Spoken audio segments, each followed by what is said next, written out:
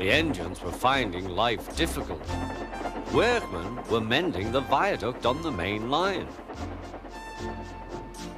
The arches needed strengthening. The Fat Controller did not want to close the railway while the work was done, and so repairs took a long time.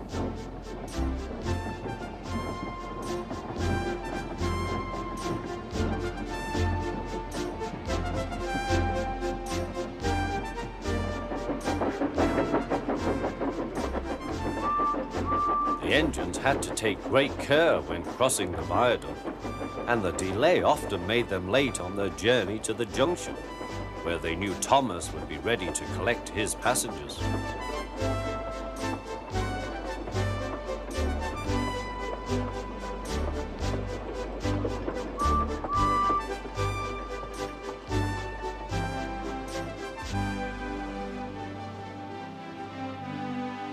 Thomas grew crosser and crosser. "Time's time," he grumbled. "Why should I keep my passengers waiting while Henry and James dawdle about all day on viaducts?" "Don't blame me," snorted Henry.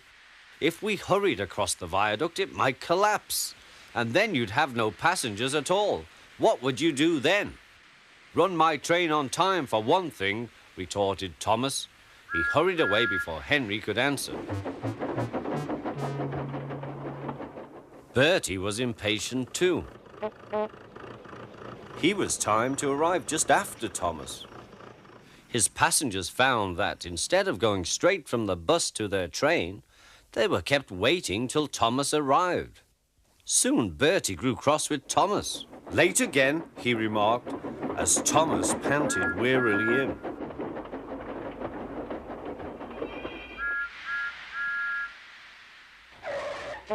"We may be friends, but I thought you could go fast, Thomas. It's time we had another race. I reckon I could beat you now." Thomas let off steam loudly. "Rubbish," he hissed fiercely. "It's those mainline engines. They dither about on their viaduct and then blame the Fat Controller's workmen. It's just an excuse for laziness, if you ask me."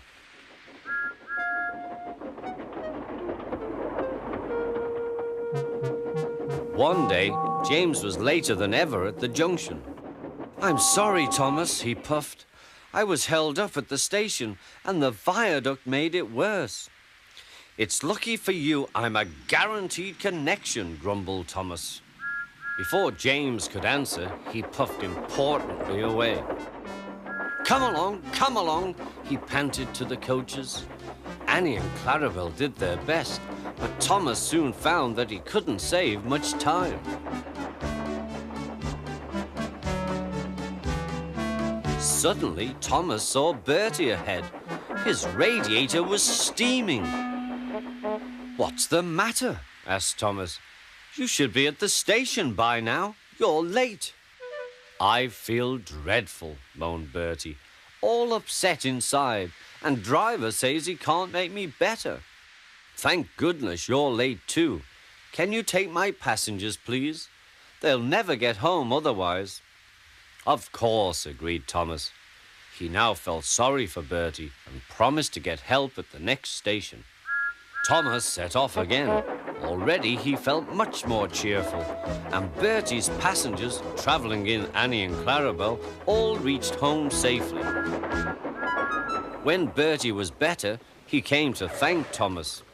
"I am sorry I teased you about being late," he said. "That's all right," said Thomas. "I'm glad I could help. There are times when being late isn't such a bad thing after all." With a last cheerful greeting, the two friends went back to work.